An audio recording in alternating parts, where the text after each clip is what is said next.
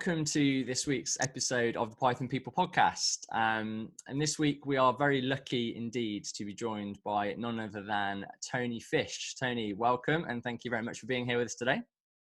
Thank you, Guy, and what a delight and what a pleasure. Thank you. Not a worry, not a worry. And so, Tony, I guess for those people that have yet to have the pleasure of making your acquaintance, do you want to give us a bit of a brief synopsis of your background and your kind of history to date? Yeah, delighted to. Thank you very much. I'm an engineer and a very proud one by background, and I still play around in the engineering fields. I'm lucky enough that engineering has taken me through building up and selling 5 businesses, and I've been involved in 3 substantial incubators, 2 as founder and 1 as a general partner. We've run 3 venture funds. I've made about 400 investments now, and totaling just over 3 billion in funding.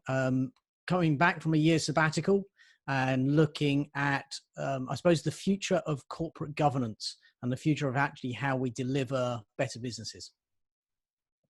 Superb. So I guess we should listen to what you got to say then. You clearly know what you're talking about.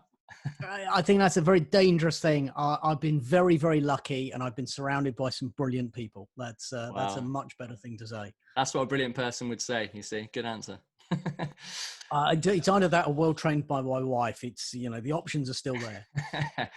Oh, very good, very good. Well, I guess either way, thank you very much for being with us, and really looking forward to having a chat with you today. And I guess, thank you. No worries. I guess to sort of frame the chat then today. So we got chatting recently on a call, and I think the conversation led to a topic that I think we're both quite passionate about, and that's the topic of mental health. And I guess with everything that's going on in the world right now, this is a topic that's even more poignant with everything that we're kind of all living through. Sort of huge amounts of stresses and pressures coming from all angles for people at the moment. Just huge change taking place, I guess. There's sort of social isolation happening, everybody working from home, trying to juggle, managing work life and family commitments at the same time. Many people worried about their job and kind of financial security as well. And it's a time, I guess, where understandably, one's mental health could be quite adversely affected. I still think for many people, it's a relatively taboo subject. That would be my interpretation, my impression, I guess, of kind of where we are at the moment in society. It's not many people really still prepared to kind of open up and really talk about it. So I thought it would be good, and a useful place to start, to kind of get some ideas out in the open and talk about, I guess, one of the biggest changes that's happened in the corporate world over the last, few months. And that's been everybody working from home, because whether you're a fan of it or not, I guess it's something that by and large, the majority of us have had to deal with in some way, shape or form, unless you're a key worker, that is. I'd be interested to know kind of where do you sit on this, and how do you feel about remote working and the impact that, it's kind of having on us as people and our subsequent mental health?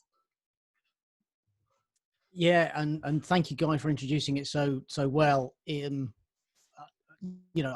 delighted, first of all, I suppose, that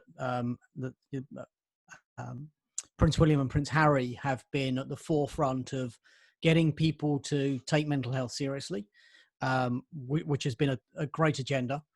I still worry that we call it mental health because of the connotations of a huge proportion of society, but that's probably me being a white male of a certain age.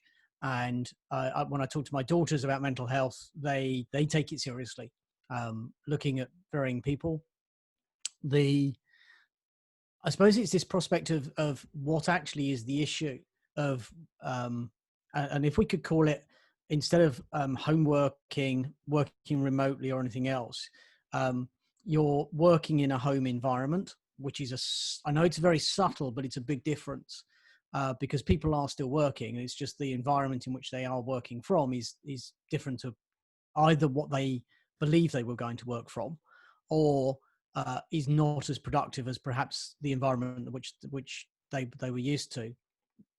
Um, what's evident is that everybody has behaved differently, and there's no getting around that.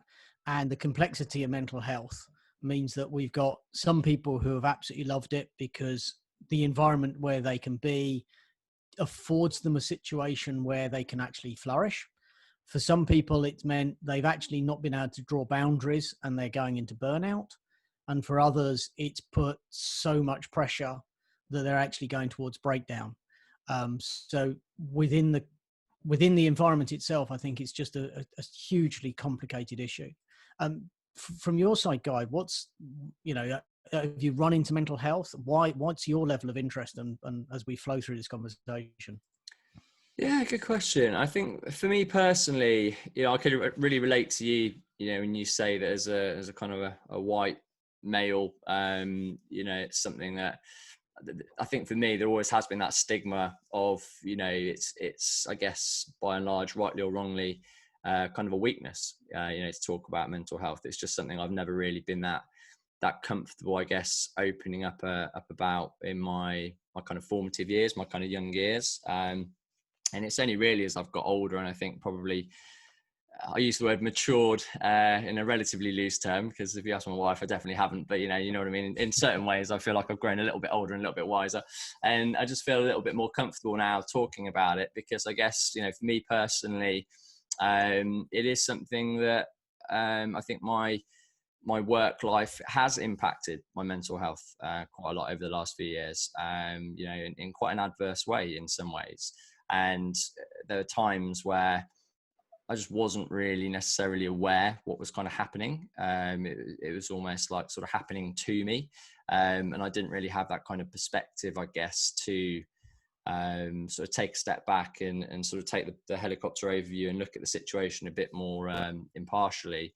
But I can now quite comfortably speak out and say, there have been some really dark times for me personally in terms of the way I've my personal health, my physical health and my mental health, actually I feel has been adversely affected due to the world of work. And it's something I'm really kind of very, very passionate about sharing with other people now, because I think it has, so many people do suffer in silence. And I just think, like I said, I'm hugely grateful. There are big advocates now, like the princes, that are kind of stepping forward and really sort of taking the issue mainstream and sort of getting it out there. Because I think a lot of the time it's just awareness. More awareness to any subject, creates more dialogue, creates more conversation, and people realize, oh, okay, actually it is something that we can all talk about. But it's just something I'm hugely passionate about. And also now I've kind of become a dad as well. A few years back, I had my first daughter 3 years ago. Got a little 9-month-old as well. And I just think it's so important if I can kind of help them be really open and talk about their mental health. And like you said, obviously with your daughters, hopefully fingers crossed by the time they're old enough to sort of want to talk about these things, it is a bit more widely accepted. But yeah, just on many fronts, it's something I'm very passionate about, and like you, think it could do with a lot more airtime. Yeah. And it's the thing, I think, that what we don't know is what we've lost. And we can't quite put a word on it right now. In the office environment, for whatever reason, when we gathered together, we had a community, or we had connectedness. We had a togetherness. And it doesn't matter how many Zoom calls you make and how much you look at somebody and how much you do phone calls and interactions and documents, there's something deeply human about being together. Yeah.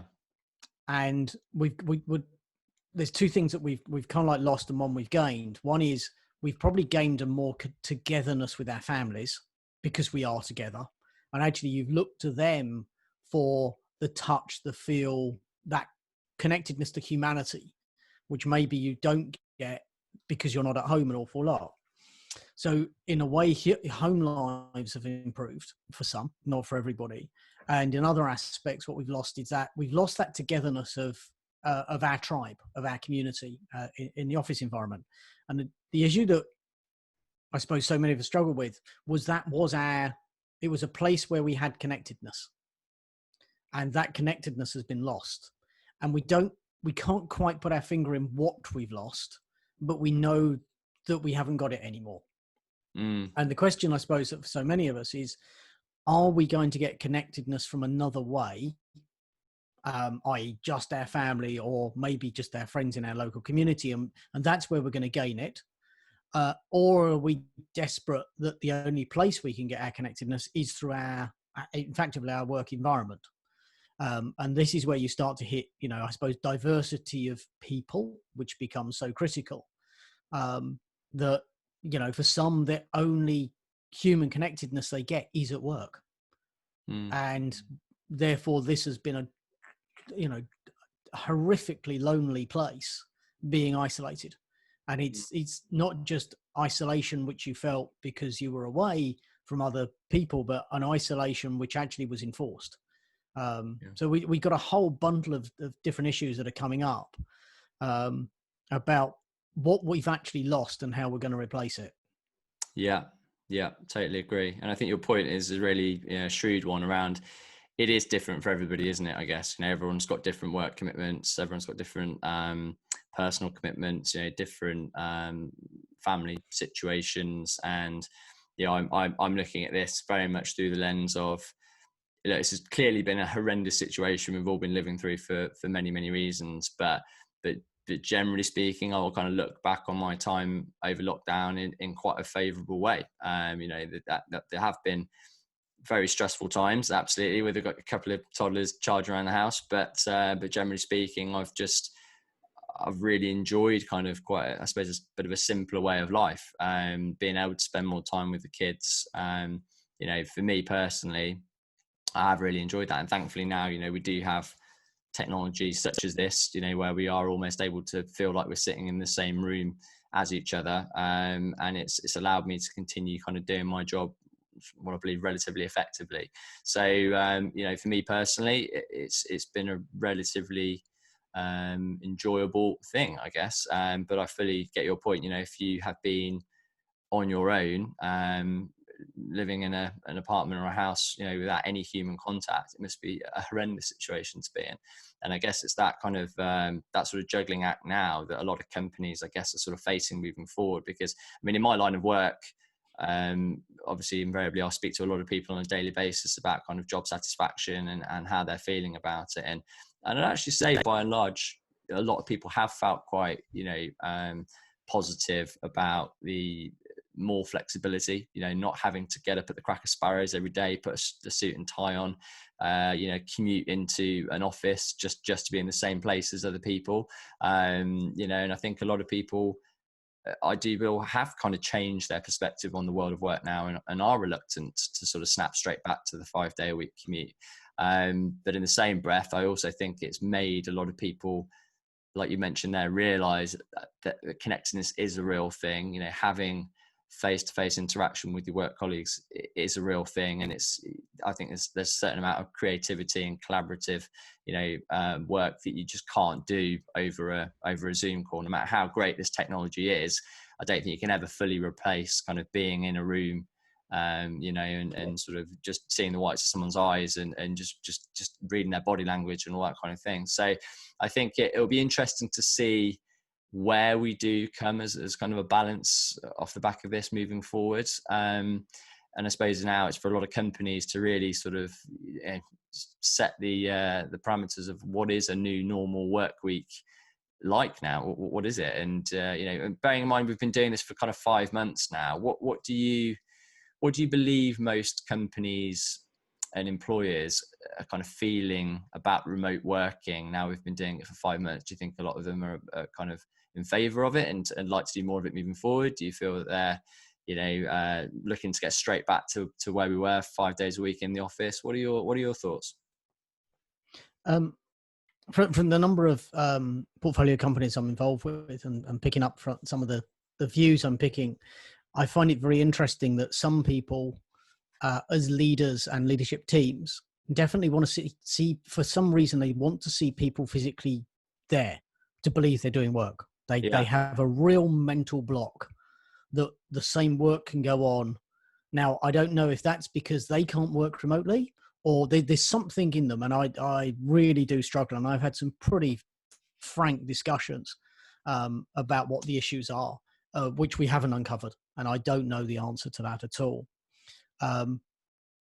A number of them seem to be running off based on what I think is onerous data, and they've done things like job satisfaction surveys, and job satisfaction survey has come back as a marked decline from when they did the last job satisfaction a year ago or 2 years ago, and they do an annual. So these are quite big companies.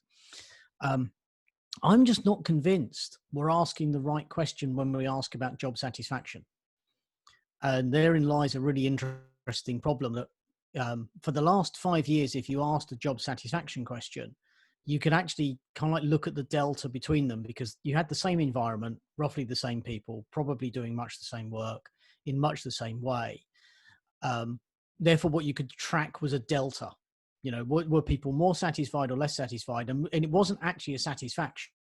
It was a change in sentiment between 1 year and the next. What we've seen in the last 5 months, as you said, Guy, is that we've changed our working environment. And suddenly it's still not about satisfaction or not satisfaction. It's completely different. And for some people, really satisfied because they can work, and some are very dissatisfied because they can't work. Some are overly productive and they're finding that's a problem, even though the company's looking at the performance figures saying it's brilliant. We're not sure if any of it's effective, to pick up the word you just used. Are we actually doing the right thing? We know some of it's efficient, and we know for a bunch of people they just can't perform because of their environment.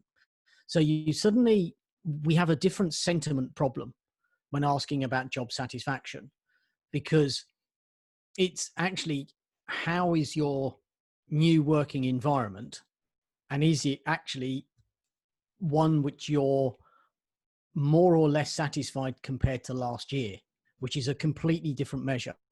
And for so many people, they haven't shipped out second screens. They haven't shipped out decent laptops. They haven't provided broadband. They haven't provided a comfortable chair. They haven't provided, decent communications. They've kind of like told employees to get on with it. And hopefully we're muddled through, and in 5 months we'll be back in the office.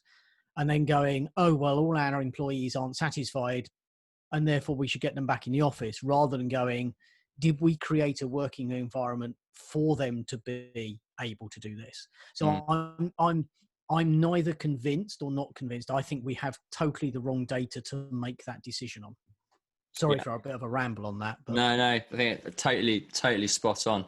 Yeah, I think that a lot of companies aren't going to be making this decision based on data or really kind of the right employee feedback, because I think most people would probably say, unless you're kind of pretty kitted up to work from home, i.e. you've got your own workspace, like say you've got your 2 monitors, you've got your comfy chair, which, let's face it, a lot of people haven't. They probably are going to say, well, actually, I feel like I can kind of get more work done in more of a productive way in an office longer term. I do think that, but I also think that a lot of people, actually, what they really want is autonomy and flexibility to work when they want to work and deliver the way they want to deliver. And I think home working, as good or bad as it's been logistically in terms of infrastructure of technology and your setup at home, I think has awoken people to the, hold on a minute, why do I need to be in an office 5 days a week in the same room as somebody else? The only reason really I can put it down to is because my boss is telling me to do it, because at the end of the day I'm actually quite happy not necessarily getting up very early, doing the commute. I'd rather get up a little bit later, have breakfast with my kids, probably crack open the laptop, do a couple of hours of work in the evening, as long as I'm delivering and doing my job. Why do I actually need to do that? And I think a very good point that you made earlier on about, rightly or wrongly, a lot of companies historically, I think, have not had this, not been brave enough to kind of make the leap of allowing people to work from home, because they think, well, it's got to be the eye of Big Brother looking over people. If people aren't, being watched, they're not going to be working hard. And it's kind of like, if you've if you feel that about your employees, you're employing the wrong people, in my opinion, because it just fundamentally comes down to a level of trust, or you're asking them to do a job that really just isn't that enjoyable. Because if people are really truly engaged in the mission of the business, they will work, because they want to, not because they have to. But you raise a really interesting point there, Guy. By going, you've employed the wrong people. I suppose I come back the other way and go, I've probably got the wrong leadership team. I'm not going to blame any of the guys I've employed. We've employed the right people because they do the job. The leadership seems unable to understand why people can actually work from anywhere. So actually, I think I have a leadership issue rather than an employee issue. And that's coming out in the fold because some leaders we're seeing have an emotional maturity. And what they've been able to do is upskill themselves in the last 5 months. And they've become, they are no longer getting board reports. They're no longer doing finance. They're no longer doing marketing, accounting. They're no longer doing all those jobs they've done forever. What they've become is head coach, lead counselor, and therapist. And what they've actually done is open up a whole new series of skill sets to be able to deal with their staff in a completely different way. And those who are the efficiency, effectiveness, genre are going, I need them back in the office so we can whip them more. Where the other ones are going, actually, what we need to do is find a far better way to support our entire staff in a completely different environment. And therein lies, I think, one of the fundamental cruxes we've got, which is so many CEOs do not want to train up.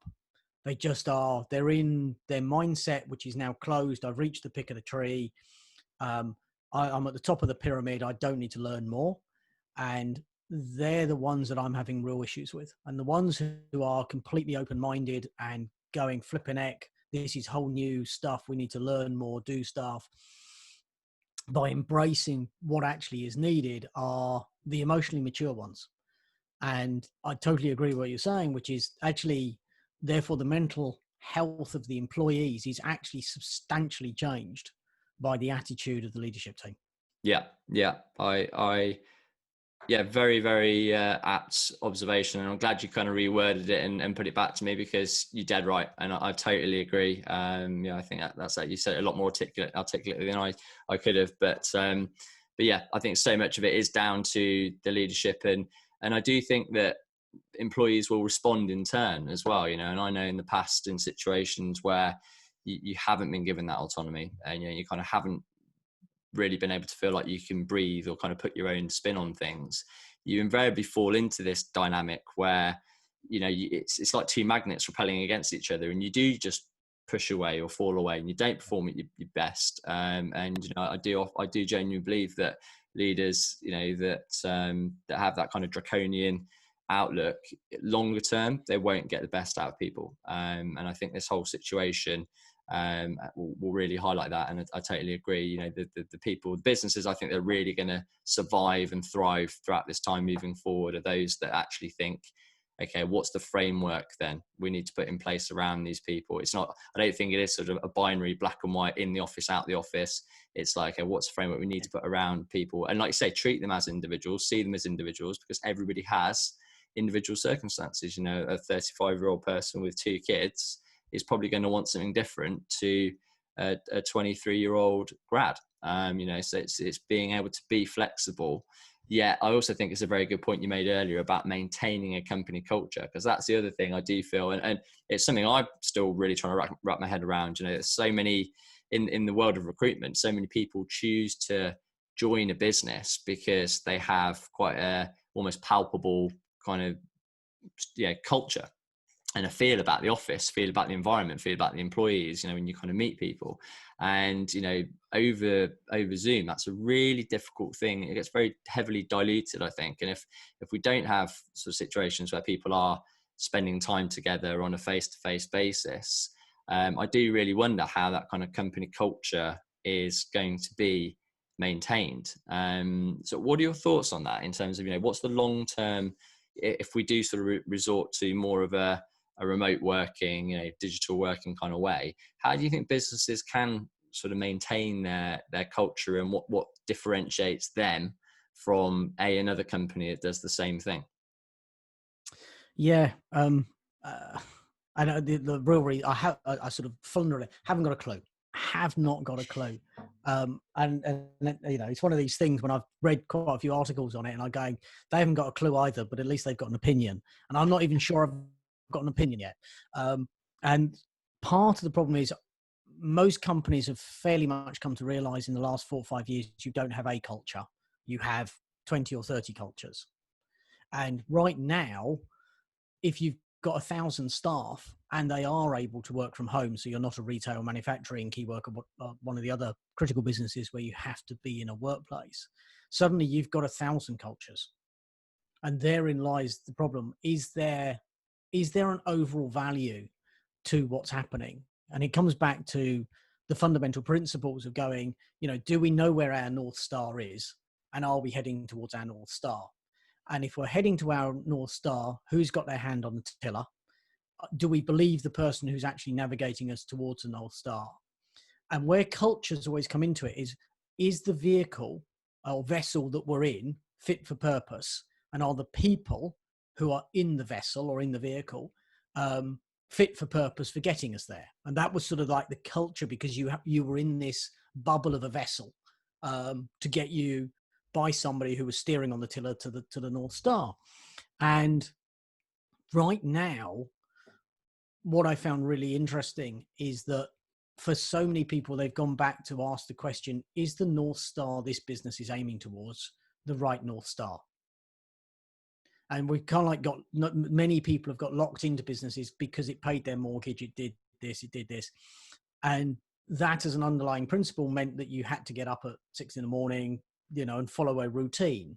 Now that routine has been broken, we're starting to see, I think, more and more people start to question the very purpose of the business which they're aligned to. And so I think we are going to see a bit of a sea change where both companies have got to react, and people and staff, effectively employees, will start to react as well and start to align better to what they believe is a good underlying purpose. With also the reduction for a large number of people who would commute a decent distance, which wasn't repaid by the business. Once you've realized you can work from home, you don't need to earn the same salary. And if they don't need to earn the same salary, it means that they can take a wider proportion of jobs, which changes fundamentally what's going on.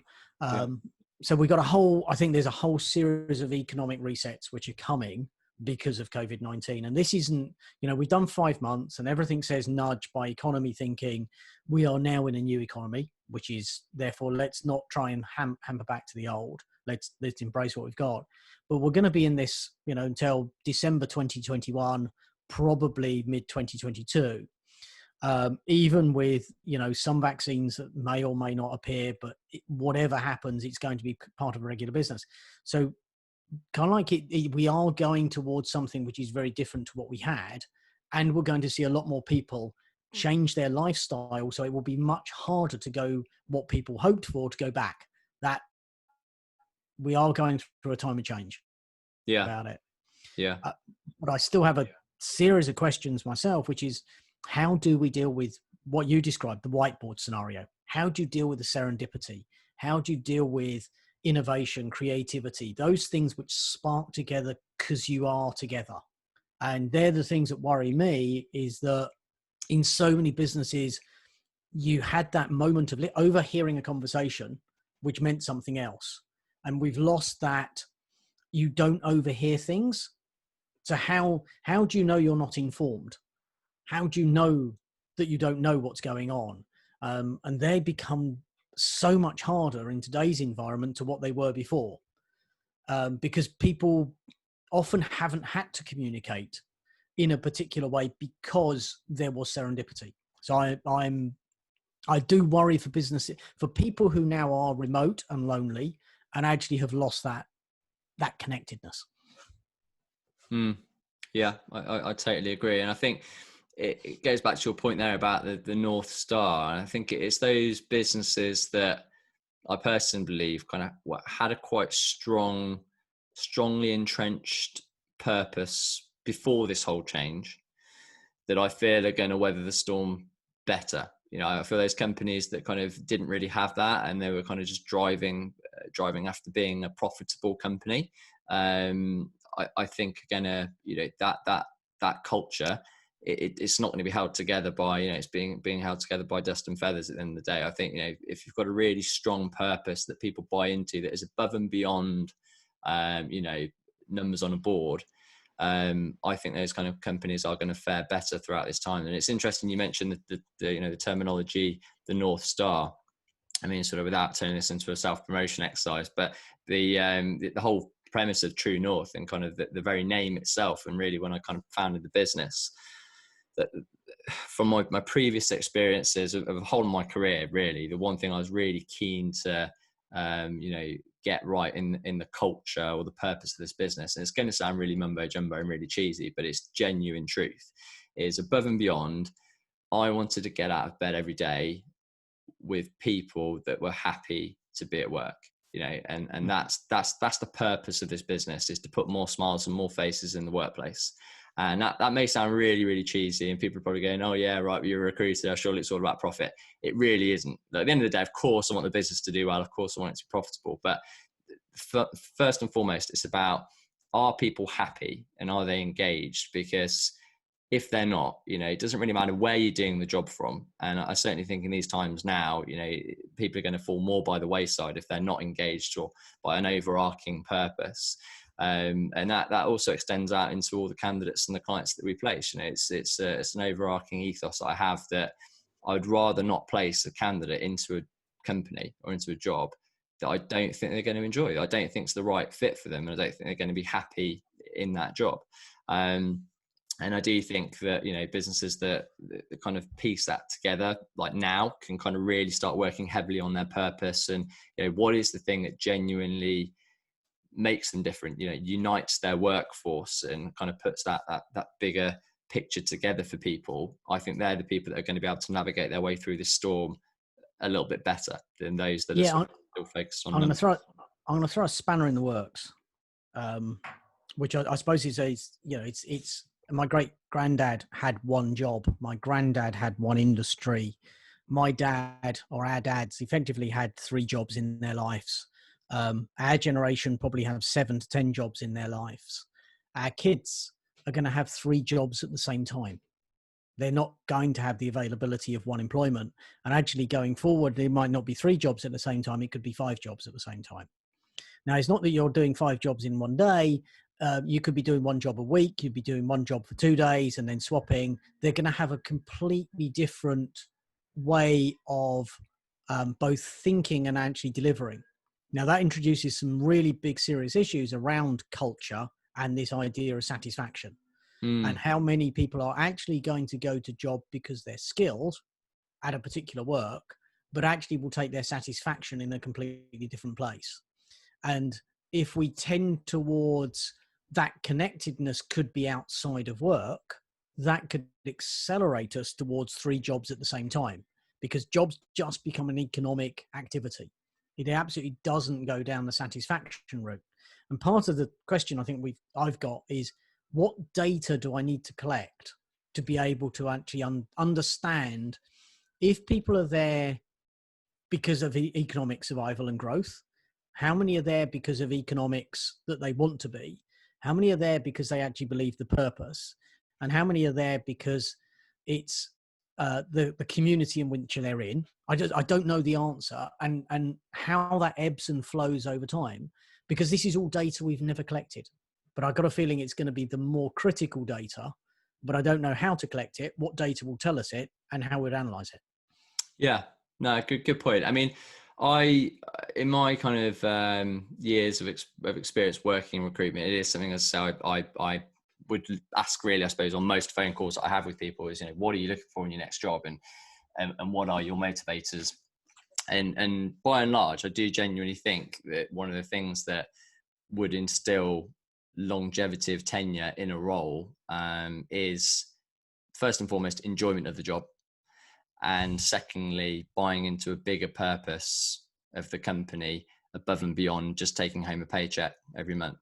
And that's really, I'd say, in my kind of 12 plus years experience in recruitment, 2 things that by and large most people, if they have those things, they will stay in a company.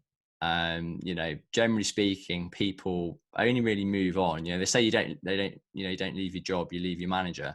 And I think that's quite true. A lot of people only really tend to move on when they kind of fall out of love with the people they're working with, or they just don't feel that the people in the business kind of have their best interests at heart. But if they're genuinely happy in what they're doing and they're genuinely engaged by a bigger purpose, I do think that people will tend to stick around for longer. So I do get your point as we move forward and we're entering into kind of a digital era, and there's obviously multiple different ways to make an income these days, and sort of passive revenue streams with, you know, kind of marketing and Bitcoin and all this kind of stuff. You know, I'm sure the whole employment world is going to be a very brave new world in the next sort of 5 to 10 years. Certainly when I think what my kids might potentially do as a job. But I do think just human psychology will always be the case that, you know, if people are spending 8 to 12 hours a day doing something, they're going to want to be emotionally engaged in it. And I get your point about it's an economic, right, cool, I need to do this to make money to survive, to get my connectedness maybe outside the office. But I think if you can choose to have both, which I do think is possible, and I think, you know, the fact we are living in a digital era now, and that the spread of information is so much more widely spread, and opportunities are so much more visible, I do still think they're key characteristics that a lot of businesses really need to be working on behind the scenes, in my opinion. The reason I ask it is because where we started at the beginning of the conversation, which is mental health. And does that put an undue pressure on a bunch of a bunch of society that's where they should be? And that's not where they want to be. That's absolutely not where they want to be. They don't want to get the satisfaction from work. They want the satisfaction outside of work, or they want something else. And therefore, if we create a societal norm, or any societal norms around work, job, employment, income, does it actually create an undue mental health in itself? So I just don't know that we've suddenly got the availability to kind of like rethink what we define as work, what we define as a job, what we define as employment. Why don't we take that chance to actually look at them through a lens of going, how do we avoid mental health problems by allowing as much flexibility in those definitions as possible? Yes. No, it's a really interesting question. Absolutely. And like you said, ironically, you know, it does always boil back down to making informed decisions, I guess, with the right data, isn't it? And that's that exercise in itself, that if we can crack that, I guess it's going to allow us to make more of the right decisions moving forward. But I suppose just where we are right here, right now, Tony, I mean, what do you feel that companies could, and I suppose should be, doing for their employees at this time to protect their mental health? You know, because at the end of the day, it's as I say, this situation doesn't feel like it's going to be resolved for a wee while yet to come, and for those people that are kind of already potentially at the precipice of you know, not a great place mentally or physically, you know, what could companies be doing to help? Yeah, Guy, brilliant question. I'm not sure I've got, again, an answer. I might vaguely have an opinion. The problem is my opinion asks more questions. Sorry to go around it. But I suppose because I center now that we need data. That yes, we could make a complex judgment, and we could go down, look, I could do this gut feel and da-da-da-da-da. Kind of like I don't think gut feel was good enough right now. You might get it right, you might get it wrong. Everyone celebrates somebody gets it right. Everyone thinks the person who got it wrong was a moron. That's not helpful. The question is, I don't know what data we need. And actually, we should go on a voyage of discovery, which is encouraging different employers almost to gather different data, and be quite open and transparent with all of their people, what data they're gathering, how they're analyzing it, what they're analyzing it for, to see how they can pick up determinants which say people are suffering. Now, to me, this could be really valuable, where your employer-employee relationship changes from employer relationship to one of, we owe a duty of care. And I think a lot of businesses don't want to take on that role of duty of care. And I've got a feeling that actually the only way we're going to see it is it challenged in court, almost, that some of the data that companies are collecting on their employees will be challenged, that the employees will say, look, you could see in this data set, I was struggling and you chose to do nothing about it. And that's the thing that I think something you said earlier is very insightful. People will make a choice, and what they'll be making a choice about is, the reason I want to work for this company is it does collect the data and it knows that I'm either performing, not performing. It knows something better about me than I probably want to admit myself. And it owes a duty of care, and it does something about it. And it's the and, which really matters, not, oh, you collected a load of data and you told me I was inefficient. It's like, that's no relationship. That's sort of going back to a capitalist-based society only interested in profit, which kind of was dropped after Milton Friedman decided that, shareholder capitalism was the only route ahead, which we did that in the 80s and we proved it didn't work. Yet too many people still believe it. We need a new mantra of, what data should we collect? How should we analyze it? What does that tell us about the mental health of our staff, who are actually our team? And actually they're bigger than that. If we move to the next one and say, this is our tribe. What is the health of our tribe? And how do we do what schools have started doing, vertical mentoring and vertical tutoring and horizontal tutoring? And it's like, you start creating networks inside organizations purely to create that serendipity again. But again, I think we need data to prove how people are going to do it, if it works for them, if it doesn't work for them, and what the value to the organization, and the organization being the value to the tribe, actually is. And that's what I'd love to see. But it's going to take some pretty bold leaders to put their necks out and go, we want to collect data on you, staff, but we're doing it because we're going to create a duty of care. Yeah. And it's that duty of care that really matters, rather than we're going to collect a load of data on you and then tell you you're rubbish. Yeah, totally right. I massively agree with that. I think it's very much down to the leadership to be bold, and because I still feel, rightly or wrongly, there is in a lot of companies this perception that employees are disposable resources, and that can be replaced at a moment's notice, and it's not a healthy relationship. And I think that there are times where we are right here right now, without a shadow of a doubt, there are people out there that are going to be in a worse state now than where we were 6 months ago. Fact with everything that's going on in the world from a mental health point of view. And I think companies really do need to take a long hard look at themselves and do what they can. Of course, I know they've got to remain financially solvent, but do what they can to support their employees through this time. Because I also agree with you that I think just that process of somebody actually feeling like they care about your mental health and your mental well-being, that in itself, I think is, and not it's just something you say, but they're genuinely caring about it, like you said, and really putting that framework of care in place. I think it should end up being more of a symbiotic relationship between employers and employees. It's a partnership more so than you're here to do what we want you to do until either you don't want to do it anymore or we don't want you to do it anymore, and then it all ends. It's like I think it's those days are rapidly coming to an end. And I think that companies need to that employment lie. Basically, companies make the job sound far better than it actually is. So they do lie to the people to attract them, because that's what they want to do. And the employees lie about all their skills, expertise, because they know if they don't lie, they'll never get a job. And so we have the whole of the employment piece most often built on a complete lie between two parties. And when one or other of the parties get bored of the lie, basically it all falls apart. And that relationship has to be repaired, and it's only going to be repaired by leadership. And I think leaders who are currently saying we need to get our staff back into the office, in one way they could be absolutely spot on, because the type of work that company does means that people have to be in a physical environment. So you can't just throw everybody in the same bucket and say, because a leader is saying get back to the office, it's wrong.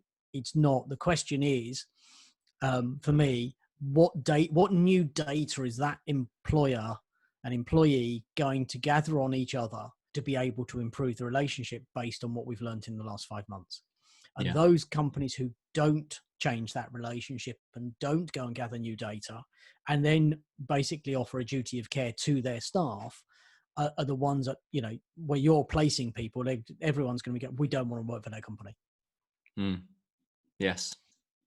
I think very, very succinctly put, to be honest. And I really like that kind of employment lie analogy. I've never heard that before. And I think you're totally right. It's, we just need to be more real about it and stop pretending. If we're not in a good place, let's be honest about it. And I think that's something that the world could benefit from totally. So yeah, but well, it's a very fascinating conversation, and I think we've hopefully thrown around a few interesting perspectives there, and you've certainly said a few things that have set my mind racing and some things I've not thought about before. So, I guess I just want to say thank you again, Tony, for coming in and sharing your viewpoints. Really, really valuable, and I hope that there's some people out there that have also got some value from it as well.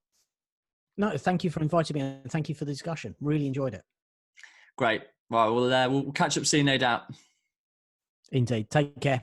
Okay, take care. Bye for now.